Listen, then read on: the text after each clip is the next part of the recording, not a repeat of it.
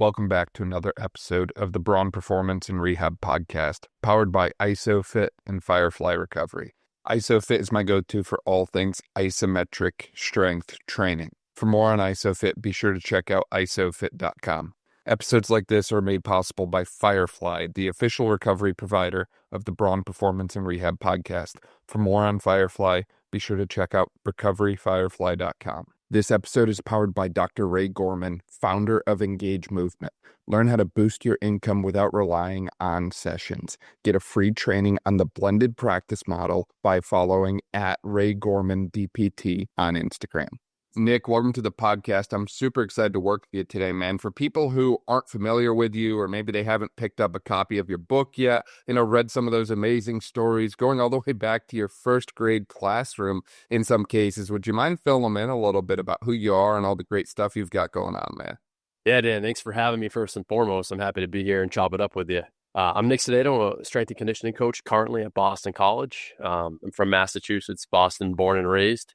And I guess my second title now is I am a published author as of 2 years ago. So yeah, I kind of got in the strength and conditioning scene after my own athletic career, just like many other strength coaches out there.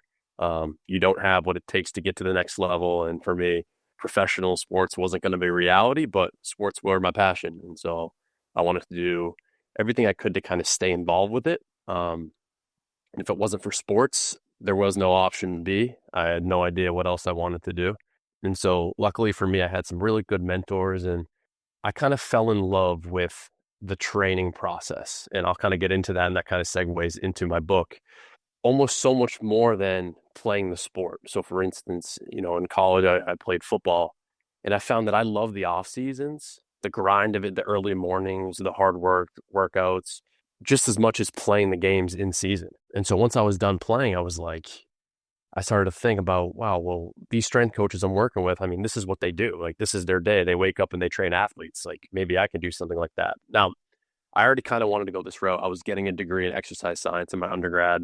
I didn't know I was doing it in preparation for maybe PT school. I didn't know immediately I wanted to work in collegiate strength and conditioning or even be a trainer at all. And kind of the stars all aligned, had some good mentors, and ended up getting some internship experience in my undergrad.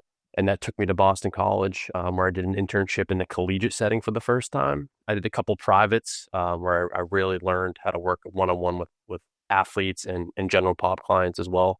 When I got my internship at Boston College, I fell in love with the team setting again and training a team for an ultimate goal and working with coaching staffs. And that's where I've kind of been ever since. I interned at BC for a year. Then I actually went to Harvard for a year, all while getting my master's degree from Merrimack College at the same time. And then I ended up getting hired back at BC, and I've been here about 6 years now. That's awesome, man. What an incredible journey that you've been on that way. And there's a few amazing points that you brought up that I want to dive into a lot more that way. First off, you mentioned about how you kind of fell in love with the process of training so much so that you almost embraced the grind more than the game itself that way.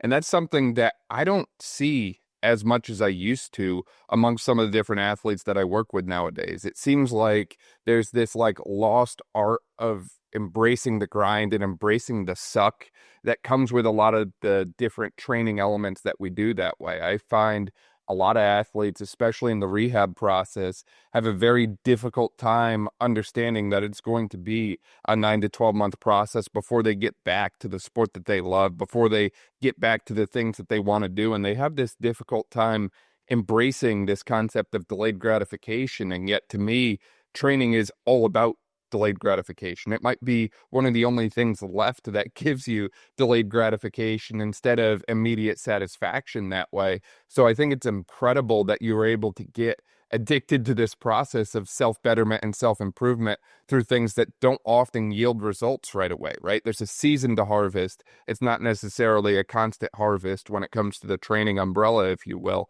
And just reading your book recently as well, that's something I noticed about you that way. The title itself is literally something to the effect of this amazing Latin phrase that I kind of burn in the back of my head, that if you want peace, you have to prepare for war, right? It's like at the end of the day, if you're not putting in the work in times of peace, when you're called to do something extraordinary, whether that be in sport or in entrepreneurship, in life, if you're, literally in the military, whatever your situation is, if you're not prepping for that moment when no one's watching, then when that moment comes around, you're more likely to fail and crumble, unfortunately. So I think it's incredible that you got addicted to that process so early.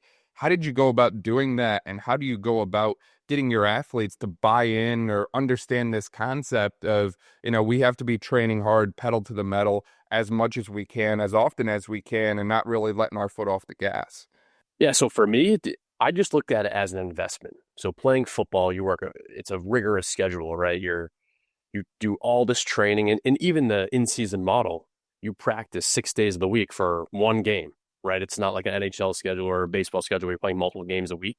So I had a mentor tell me, to play a sport like football, you're investing way too much time to not be all in. And that's what kind of triggered my initial thoughts, where I'm spending way more time in the weight room, way more time running on the field, way more time practicing, way more time doing film than I do minutes in a game for 60 minutes a week, only 12 weeks of the year. All the other time is put into preparation. So that mentor kind of got in my head, is like, if you're not in love with the process of doing the actual training, you're essentially wasting your time, because you're doing way more of that than the actual stuff that shows, the throwing the touchdowns, the winning games, the losing games, whatever, the stuff that's shown in the light. Way more stuff happens in the dark that nobody else sees. So that's kind of how I looked at it from my standpoint as a player, but that kind of built into who I am. And that's why I love collegiate strength and conditioning and just being a trainer in general, because I try to get my athletes to understand that too. I'm training the athletes in the off season, 5 days a week. In season, 3 days a week, whatever. They're practicing only for this amount of games, a small portion of games. So I try to get them to buy into everything that they're doing, so they understand that when they do get to the game, all the work they put in beforehand is what's going to help dictate the results that you're going to get. The title of my book is Sweat More During Peace, Bleed Less During War. What I always kind of equate that to is, what do those words mean? So sweat is the preparation. Sweat is the grind, the early morning wake-ups, the hard conditioning sessions, the hard workouts in the weight room, the hard, film sessions when the coach is kind of reaming you out for things and trying to get you better. Peace is that control aspect. That's the practice. That's things that you're not up against the battle. You can control everything. That's a weight room session. Yeah, it may be hard, but it's a controlled environment. So you want to work harder during that controlled environment. So then the flip side, what does bleed mean? Bleed is, a mistake or an error that couldn't occur.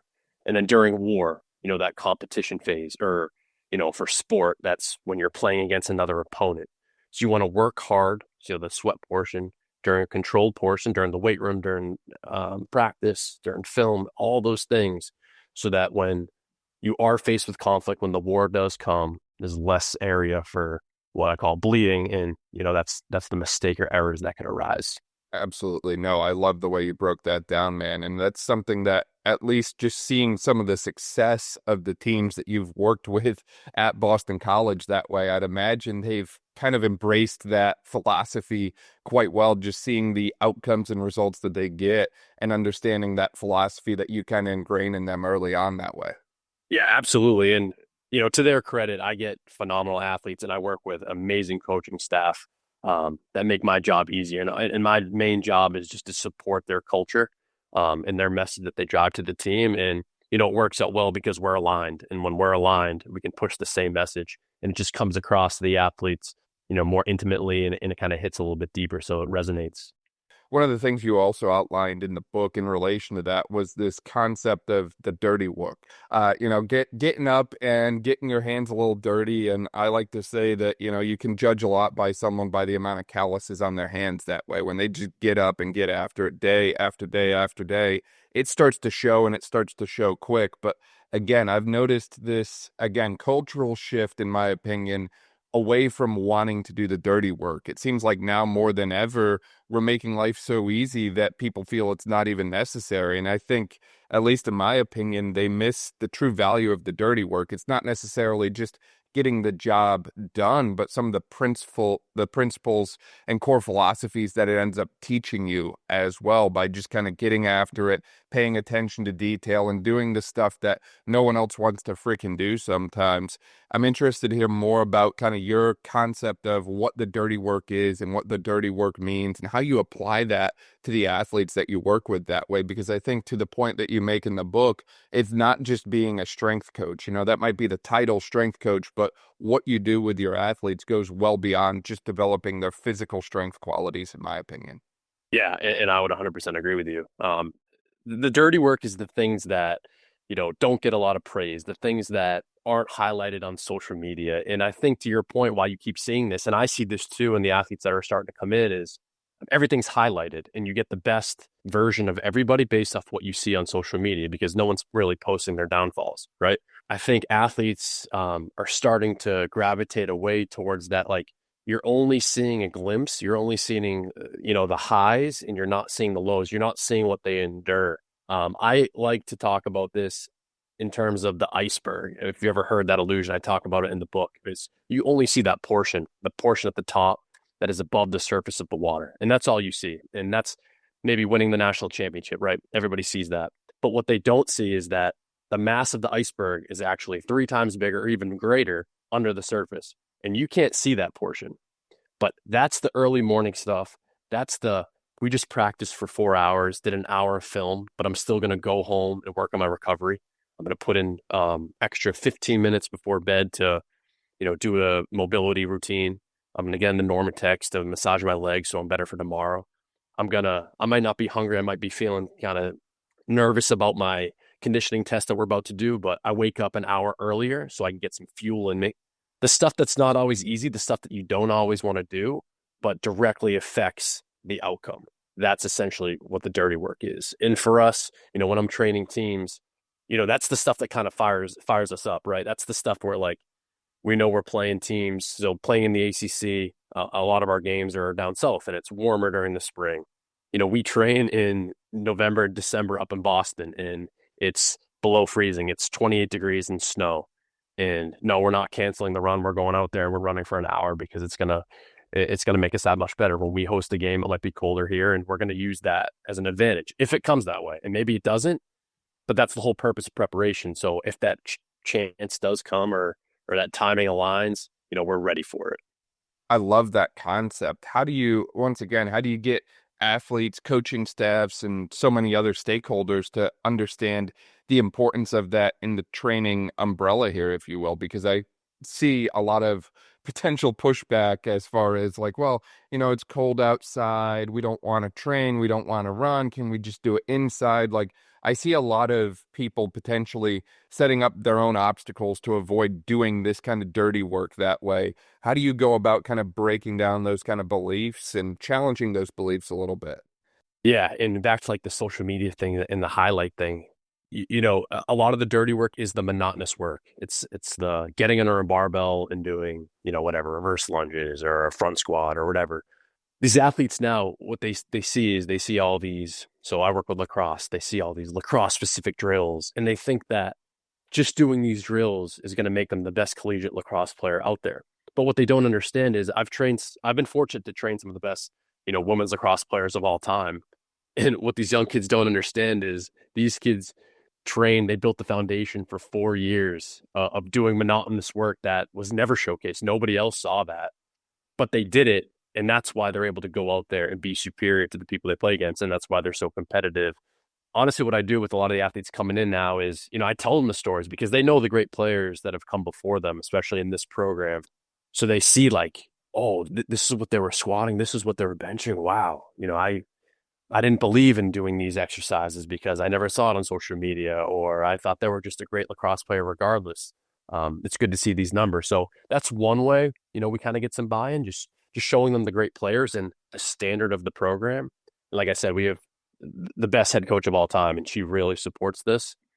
And then kind of the other thing is, I think the teaching aspect of, explain to them why this stuff is going to help them and why gaining an edge matters. And yeah, I'm a physical preparation coach and I train their bodies, but obviously you can tell from reading this book, I'm a big believer in the mindset side of it. I think your approach is everything, and doing stuff you don't want to do ultimately pays off. And I think great strength coaches and coaches alike of sports who have had success do a good job of putting together both the physical and the mental. It's not all towards the physical, and it's definitely not all towards the mental. You need to find the dividing line, and based off how your team is and the culture of the team, you may have to steer more towards one side than the other. Like for the program I work with, they're workhorses. Anything you ask them to do, they will do. So my struggle is they're going to do it regardless. I think I'd get a better output if I steer them towards the mental side of like, all right, doing this extra weight or doing these extra reps or doing this exercise is going to help you a little bit more. So let's do it this way. And then hopefully that buy-in just creates a ripple effect throughout the rest of the team. I mean, I think the other piece too that helps you is knowing that you're someone who walks the walk when you're having those conversations and doing that kind of training yourself, right? Like it's a lot easier to get this quote unquote buy-in from your athletes, if you will, if you're in the trenches right there next to them, right? If you're waking up at 2:45 in the morning to go and train because you want to chase a freaking clean PR that other people might call crazy, but you know what, to you, it is the end all be all. It is the thing that you're going all in on, so much so that you're willing to miss, holidays and time off in order to make sure you get your training in. Like if you put that level of commitment into the work that you do, the athlete buy-in doesn't need to be a sales pitch. It's just going to naturally occur because they see you doing almost the exact same thing as them, right? Putting in long, hard hours. You're putting in a lot of training time that no one else is going to see that way. And that's just going to carry over into the work that you do with your athletes that much more, I think, right? It's just, like I said, you don't have to really pitch anything to them or, get them to kind of buy in from a salesy standpoint because they're just going to see the fact that you're walking the line right next to them, I think. Yeah, definitely. I think the athletes respect that for sure. And they're always looking around at each other and they're looking at the coaches and seeing what they do. And that's why everybody needs to fit. That's why I think support staff like us, like strength coaches and head sport coaches and their staffs and athletic training and everybody involved needs to be aligned because I'm a firm believer that you can't fake it. If you fake emotion, if you fake, like you're saying, if I told them that, accountability matters, but I'm not accountable at all, well, then that just goes right out the window. They're not going to respect me at all. So I do believe in walking the walk, and that's why, accountability is so important for us. And, they hold me accountable too. Like I can think of examples when, I'm leading a mobility routine and they know it. We do our game thing right after the game every time. And if I mess that up, it's like, oh, hey, you're doing 5 push-ups. You just messed that up. So because they know that if they mess something up, from my side of things, they're doing 5 push-ups too. So just little stuff like that. And it becomes fun too, but you also see it from afar, them starting to hold each other accountable within the trenches too. And, from my standpoint, that's like the rewarding thing. It truly means like you're making an impact and you can see the differences. Absolutely. And you mentioned something really good about how the high performance team, if you will, needs to be all on the same page. Everyone needs to be in alignment that way, whether that's your PT, your AT, your S&C, your coaching staff, your freaking chiropractor, I don't know, the person that does crystals for your team. I've heard some crazy stuff out there. And it's like, if not everyone is on the same page in relation to the athlete, problems tend to arise. And one of the things that comes up a lot is individuals on that high performance team need to have high respect for one another, high respect for the athletes that they work with, but also a very low ego level. They need to be in this kind of mindset that they're okay being challenged. They're okay being wrong. They're okay not being the person to drive the entire thing from start to finish and maybe just being called to play more of a support role at times. And maybe other times they're called to, steer the ship and take it wherever they want to go that way. But ultimately, that high respect, low ego seems to hold true at the end of the day in this space. But that's easier said than done a lot of times. I think a lot of times we don't like to be the ones to admit we weren't prepared or the ones to admit that we were wrong or the ones to admit that, hey, we don't know everything and maybe you'd be better served talking with someone else about the issue at hand that way. How have you gone about kind of developing that high respect, low ego kind of philosophy for yourself? And what advice do you have for other professionals in that high performance space that way that maybe aren't quite there yet? Yeah, that's a great point. I always try to think about it the way of, I think lightly of myself, but deeply of what I'm doing, deeply of the world around me. At the end of the day, we're support staff, and you cannot make it all about you because it's not all about you. I always joke around with some of the athletes, like, I'm not training you to be an Olympic weightlifter. I'm training you to be a better lacrosse player, right? So you don't have to love the weight room, but you have to love the process of playing lacrosse. And part of that process is making sure your body is right, making sure you're available to play, making sure you're fast, making sure you're strong. All these qualities that they get from me, but I'm only a small portion of the entire picture. They're here to play lacrosse. If they're on scholarship, they're here to get their academics and play their sport. Whatever the case may be, you just can't make it about yourself. And I always tell like the interns that we get and the grad assistants, we are so hyper focused on the impact we make as strength coaches and trainers. Sometimes it is easy to forget that we're only a small pawn in this whole game. Like I said, I don't take myself too seriously. Like, I think it's fine to joke around with athletes and just be human, be a person. I think they respect you more when they see that side of you. But also that's when the respect thing comes in too, because they have to know when it's time to train. They have to know what an off season looks like. They have to know that you're invested in them. And I think that's what it all comes down to. As soon as they see that, as soon as they feel that, you get the best athlete. I always say, like, the best athlete to work with is the one that you can joke around with for 10 minutes before the lift, 10 minutes before practice. But as soon as you start, like, they're the most locked in, coachable person in the room. And then as soon as that session's over, you can go back to just being a normal person again. And that's kind of the culture I like with my athletes that I train, because I like the human side of things, but I also like the coach to athlete mentorship, and I learn a lot from them too. Every team is different, every athlete I train is different, and I learn a ton. So for me to make it about myself and for me to have ego, it just really wouldn't fit anything. Adding that human element to it, again, with the athletes, but also with the other professionals in the space, right? We talked with Greg Adamson on the podcast recently, and one of the things he brought up was, every strength coach that he works with on staff, they all have a life outside of the weight room. They all have a life outside of their day job, whether that's talking about motorcycles or fishing or whatever it is. There's something that gets them going that's not just the thing that they're being paid to do that way. And I think that we often forget about, like, the fact that some of these professionals have lives and things that they like to do outside of just their day job, whether that's the AT, the PT, whatever it is that way. And I think the more you get to know people, the more you get to develop real deep relations with the people that you're around that way, the better off you all are going to kind of fire together on all cylinders, if you will. And I think that it gives you this new way to kind of like construct your language around your conversations with them, right? I love to get to know my athletes, hear about the things that they value, and then explain the things that we're doing to them in terms that relate to what they like. Maybe I'm working with someone who maybe they're in their 40s and they had like a knee cartilage lesion. And then I start to kind of explain cartilage to them in terms of, I don't know, maybe they work in construction. So I explain it in terms like road work, like a pothole, and how the surgery kind of filled and bridged that gap, if you will, and so on that way. So trying to find ways to get them to understand what you're doing and why you're doing it in terms that they really relate to from their personal side. But until you get to know them personally, you can't do any of that, in my opinion. Yeah, I would agree. And, one form doesn't fit all in coaching and in relationships, right? I feel like when strength coaches are in interviews a lot, they always ask, do you coach male athletes and female athletes the same? And, my answer is always no. I don't coach any two athletes the same, because everything coaching is relationship based. And, we see it with elite coaches all the time, like Coach K, all those years at Duke, he's the calm coach, and you can, I don't know him personally, but you can see on the sideline of the court, he's always, consoling athletes, and he's not necessarily always yelling. But then you see other coaches, especially like you think of like Bob Knight or whoever, who are fiery coaches, and they're always yelling. And there's different, and they've both had success, right? So there's multiple ways of achieving that.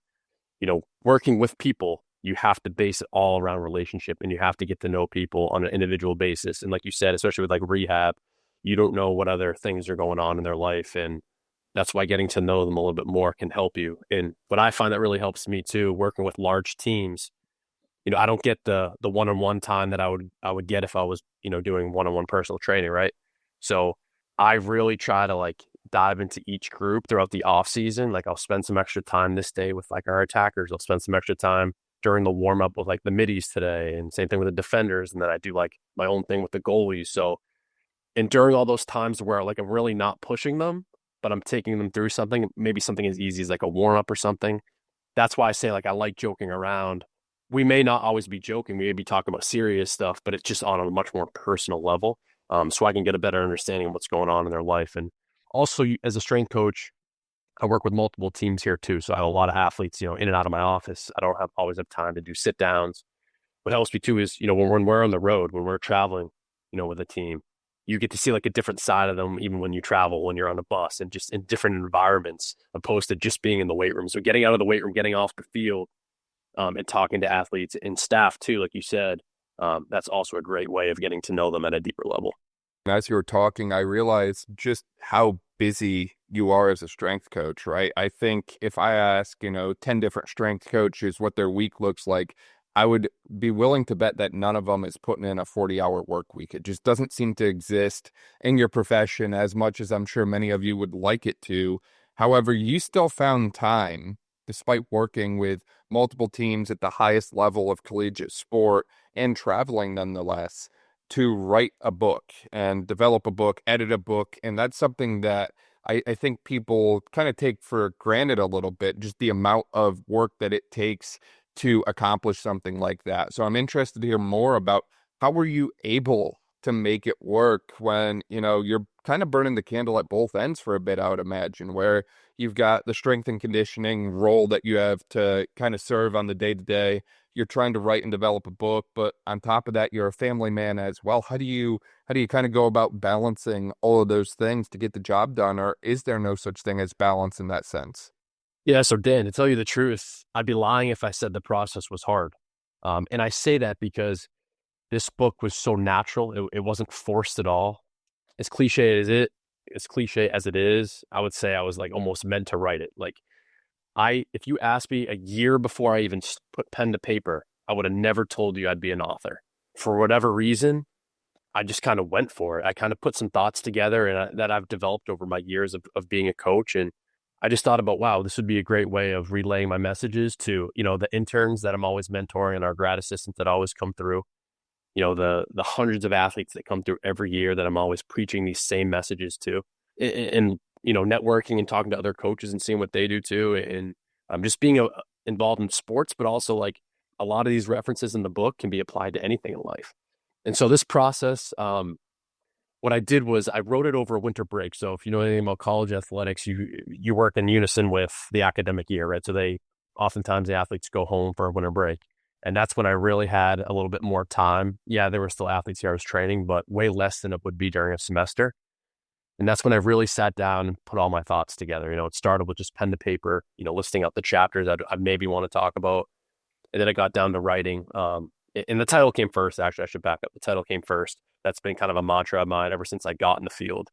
Once I put, pen to paper and I typed everything up, I was like, all right, now what? I don't know anybody that's written a book before. I have no idea about the publishing process, like literally nothing. So I had my girlfriend at the time, like kind of read some of it. And she's like, wow, like this is pretty good. She's like, you should look into like what to do with it next. Because to tell you the truth, at the same moment, I still had no intentions of publishing this at all.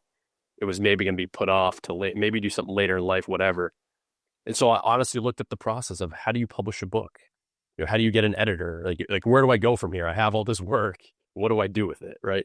So, you reach out to some literary agents, got declined hundreds of times, got a couple bites, and got some really good feedback from people that were just willing to read, a snippet of it. And just to get kind of like the general basis of what the book was about, what it entails. And so from there, that kind of gave me a little bit more motivation because a lot of people turned their nose up to it, didn't even answer. A lot of people kind of gave me like bad feedback about it. And then I got a lot of really good feedback. And I've always been about like the positivity. So I kind of ride with the people that gave me positive. And so what they did is, they kind of pushed me to some publishers and, eventually got a couple deals lined up. And then from there, I had to kind of outweigh my options. Like, what deal do I want to go with? Like almost to the point of like a lawyer, because I didn't want to get screwed. I've heard horror stories of people getting their work totally turned around as soon as you sell your rights away. So something really important to me was maintaining all the rights.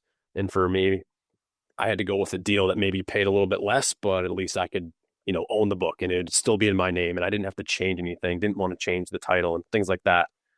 And then just went through from there. Then you go through the editing process and that's pretty rigorous. And that takes a long time, which I didn't know either.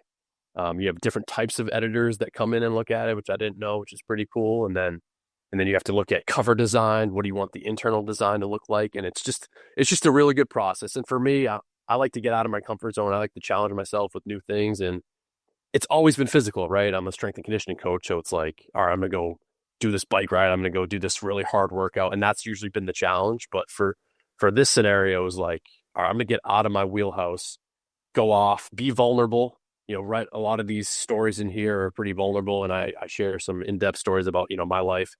It just went from there. And, I'm really happy that I did it, especially now because this was before this whole AI big push and Chat GPT. And now I guess you can essentially write a book in a day, right, with Chat GPT. So I'm proud to know that this was done before that and I didn't use any Chat GPT or anything like that. So I'm happy I got it out before it.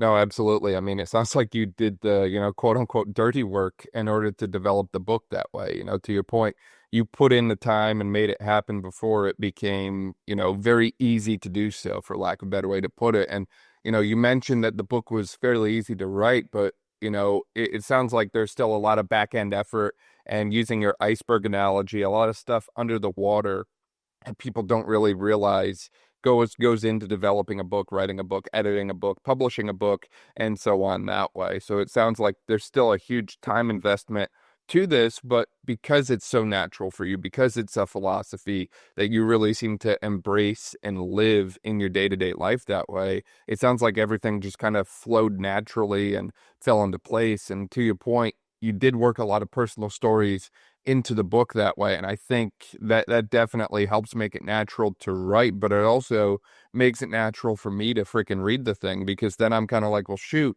I was in something similar to that at one point, or I remember a situation that's comparable to this, right? It increases how relatable it is to read it. And I think that the more you can relate to the work that you're reading, the better off you are, right? If I pick up a book written by a billionaire who lives a completely different lifestyle than me, how do I go about applying those principles to my day-to-day life when we're comparing apples to oranges, right? Versus if I read a story or I read a book that has personal stories that I can really relate to, it's like, well, shoot, I can apply that because I feel like I know this guy, like feel like we've been friends for years. Like I've been in similar situations. So I think the more you can increase your relatability, the more you increase the impact that you have in writing, but also, again, going back to what we talked about before in relation to coaching, right? The more relatable you are with your athletes and the more you get to know them and show them how important you feel they are in your life that way, the better off you're going to be at having a,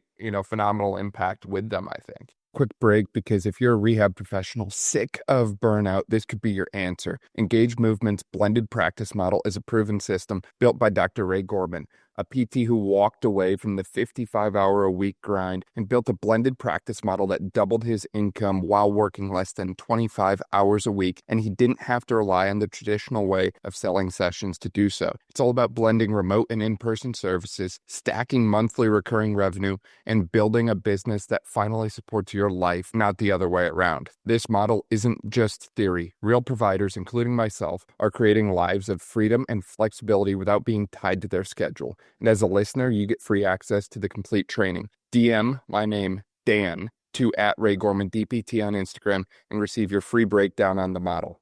Yeah, absolutely. And the name of it was just genuine. Like I just wanted to be genuine with everything, from the stories to just the way the book was composed. Like if you know me at all, like I'm very structured and rigid, and that's kind of how the books line out. It's like, here are the 3 principles, here are the core pieces of information that go within each principle. And it's very easy to read throughout that sense. So that was really important to me. And, when you talk about like the stuff that people don't know about what you have to do to get a book published, a lot of the agents, before I even got to the publisher, one of the initial feedback that I got was, oh, you got to change the title. And I was like, well, why? They're like, well, that's going to scare away. And this is their word, that's going to scare away a lot of your female audience. They're not going to want to read about blood and sweat, and it's not going to be appealing to them. And I was like, well, okay, maybe you're right. Maybe it does turn people away, but I'm writing this for the people that, you know, would want to read something like that, where that would kind of turn them on a little bit and be like, oh, what's that about? So that was kind of like the back and forth that I had with a lot of the agents before, because I didn't want to change the title. And I honestly didn't want to change. I was probably hard to work with. I didn't want to change really anything in the book because I wanted to be genuine. And, I took all the editing, like, especially like the line editing. You make a lot of mistakes when you write this many words. And so a lot of that editing helped. But in terms of like plot development and, how the book was structured, I really didn't want to change anything. So that was huge for me when I was making my book deal, because I really wasn't willing to budge. And that turned a lot of people off. And in terms of sales, they were probably right. I mean, there are definitely a large group of people that will not pick this book up solely because of the title. Um, but I'm willing to stand on that hill, and that's totally fine with me because I wrote this book not for the money. I wrote this book for me and the people that are around me and the people that can benefit from it. And I know in my line of work, and a lot of those people will pick up this book for this title.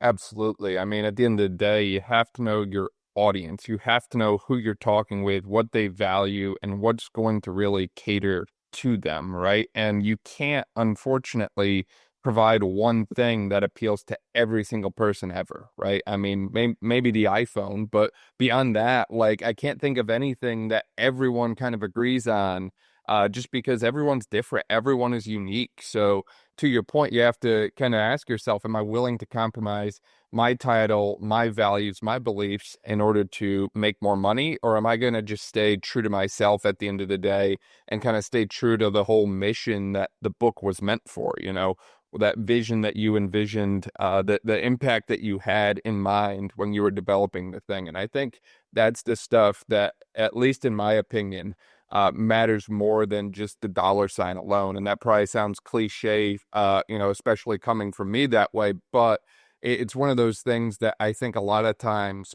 I see companies even trading, what their mission and vision is, and this concept of having an impact and really humanizing their work for profits, for dollar signs. And I think the minute they start to do that is when, at least if nothing else, they lose me, because I don't want to be around people that are just in it for the money. I want to be around people that are doing it because it's the right thing to do. It's who they are as a person from a character standpoint.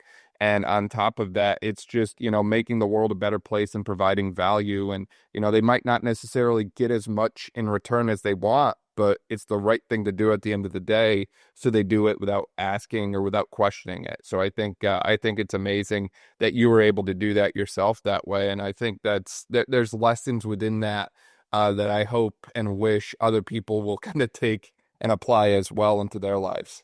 Yeah, and that's how it is with coaching too. That's how I look at it. Like, yeah, I keep bringing up Instagram because I think it's really hurting our field in some regards. I'm sure it's helping in others, but you got to stay true to your guns. I see all the time, like, interns think they need to do, who are learning how to be a strength coach, right? They think they need to do all these things that they see on Instagram just because they get a lot of views or whatever it may be, but they forget about the basics and they think that they stay away from their philosophies. And I always ask them, like, well, what do you believe in? Do you believe in this exercise? Do you, fundamentally from a science background, how do you see this benefiting the group that you're working with? Would it fit? And, sometimes their answer is, they're honestly like, well, yeah, no, you're right. It wouldn't fit. And sometimes they try to find a reason for why it would fit. I'm like, well, I see right through your bull right now. Like, you're not being genuine. You're just saying this because you can back yourself up because it's got so many views. But from like a application standpoint, it doesn't fit at all. That's why you see like some of these strength coaches who have been in the field for so long. I have a lot of respect for them, who have been able to stick to their guns and stick to their processes. And yeah, you do need to evolve always, right? Especially with now we're using all this technology in the weight room to monitor athletes, and that's probably the biggest thing that's changed since even when I got into the field. Staying true to who you are, being genuine, just allows for a better atmosphere. The athletes, again, they're not going to like overlook you. They're not going to see right through you. They're going to respect you more for, they can feel you believing in whatever you're doing with them. Taking that principle and even applying it to your online persona, right? Like, I am unapologetically myself on Instagram. I don't use Chat GPT to develop any caption. All the content is original and kind of self put together that way. To me, I sleep better at night knowing it's all me, and I don't have to like try and like, come up with some kind of crazy bullshit kind of way to explain what I'm doing and why I'm doing it, because I know that's just what I believe as a core value, or it's a key piece of my actual framework. It's kind of like a live look inside of my head, if you will. And to your point, I think a lot of times people go about it for the clickbait side of things, and it's just the wrong way to do things, or it's the wrong reason to do things. And to your point, I think it does cause more issues than it solves that way. And I mean, I think everyone is guilty of seeing that stuff and like thinking the wrong things about it, right? When I was fresh out of freaking PT school, undergrad in exercise science, we had zero coursework on training and conditioning, right? I hope I'm the only person with an exercise science degree that didn't have a strength and conditioning course in their undergrad, but maybe I'm not. So naturally, what do? You look at Instagram because you're always on your freaking phone anyways, and you start to get some ideas. And it became very apparent to me very quick that I don't really know nearly as much as I think I do, not because I don't understand what they're doing on Instagram, but because the fact that I had to turn to Instagram for initial ideas. Yeah. And it was like this realization of like, well, we need to kind of take ourselves back to school, right? Just because the degree wrapped up, or I've got the titles or letters or whatever the hell it is that way, that's not enough. I need to kind of get going along with the title of your book in this time of peace where I don't necessarily need these skills in my day-to-day life. I need to sharpen the sword so that when war does come around, I'm ready to swing and strike at whatever comes my way. And if I'm not doing that, then not only am I doing a disservice to myself, but I'm also doing a disservice to anyone else that I'm working with, whether that's coaching staffs or athletes or whatever it is that way. It's not just sharpening the sword for yourself when that time comes. It's also so that the people next to you on the line don't crumble beside you. Exactly. And, when you go against your values for clicks or whatever it may be, it may work in the short term. It might win you clients or win you quick results or whatever you're looking for. But in the long term, when you're building a culture, when you're, long-term development for athletes or whatever the case may be, that's where it's really going to hurt you, because eventually it's going to come back to get you, because you may have missed something that you should have been doing way back. And now you're at this point and you can't backtrack, whatever the case may be. But I also want to say, I'm not totally against social media. I think it is important. I've learned a lot from it too.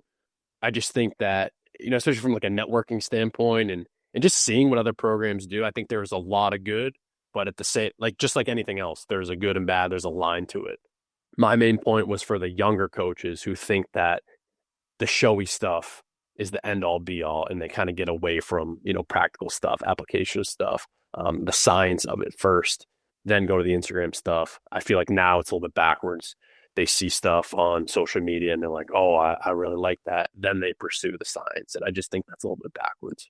Absolutely. No, I completely agree. And to your point on the networking, I mean, it is the most powerful networking tool I've come across. I meet more people on Instagram than Facebook, LinkedIn, Twitter, TikTok, all of that stuff combined that way. So I think understanding the value and role of all of this stuff, and if you are a younger coach or younger professional listening to this, like, take advantage of the fact that you can literally find almost anyone on Instagram and send them a message, right? I don't care if it's like just want to pick their brain about stuff or bring them on a podcast. Like, literally, like, I probably send at least 5 new DMs a day just to people I've never met before, because it's like I want to connect with them. I want to kind of have a conversation with them, see what they've got going on, see if there's something I can do to provide value to them. I think the more we kind of view it in that networking light, and the other thing too, I personally feel like the more you offer value to others, the more value you're going to get in return, even if you're not necessarily asking for it. They say rising tides raise all the ships in the water that way. I think a lot of times people do things for themselves, and they want to kind of advance themselves along the line. But sometimes I think literally just stepping back from that mindset and trying to better those around you will unintentionally better yourself in the process as well. So finding a way to put others first. Now, obviously, you can't be pouring from an empty cup, as they say. Don't sacrifice everything, get down to 2 hours of sleep, eat one meal a day to like put everyone else first. But understand that the more you work for those around you, the better you're going to become as well. Exactly. And that, Dan, that's what you're doing. I give you a ton of credit, having your podcast. Like, I've been listening to a bunch of your episodes, and especially like some of the lacrosse people you have had on, and you learn so much from that stuff. So you kind of bringing on other people and networking in that sense, you're kind of giving out great messages to a huge spectrum of people. So kudos to you for the podcast, because, I think in the last, 10 years of podcasting, I feel like everybody has a podcast nowadays, but it's about finding the right one with the right people. And so you can get the most from it, right? You're not just listening to things that don't matter to you. And I think that's why it's good. Everybody has a podcast, because you can pick and choose. Well, this person has some really good stuff on strength and conditioning. This person has some really good stuff on mindset. They bring in these people who are in the same position I'm in. So I want to learn from what they're doing through you and your podcast. So that networking aspect has been phenomenal. And to your point, that's what social media is good for. It's phenomenal for networking. That's where we get a lot of our interns and our grad assistants now. They see our social media page at Boston College and they're like, wow, you guys got a lot of tech. I'm not great with tech. Maybe I should go intern with you guys so I can learn how you guys use and implement it. And so that's been extremely beneficial for us.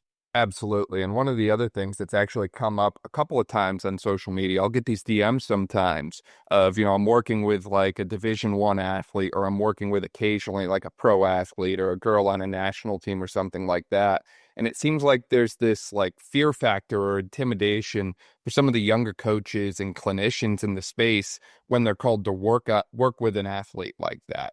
For some reason they feel an added sense of pressure, which I can certainly understand, because, for some of them, it's their livelihood, right? If I'm rehabbing a pro wrestler who needs to get back to wrestling as quickly as possible because that's his job, that's how he feeds his very growing family that way, then yeah, there could be an element of pressure. But despite all that added pressure that might come with that, you have to still treat them as people. You still have to keep your cool and your calm and not get so caught up in the minutia that might come with that way. Obviously, at Boston, you have some of the most successful, highly skilled athletes in the country that way. I mean, I don't know the exact number and I don't really need exact names, but like I think there's like 10 different lacrosse athletes just from the women's side alone that are, going out for national team stuff literally right now as we're recording this on June the 11th that way. It's incredible to see the caliber of athletes that you work with and how successful they are that way.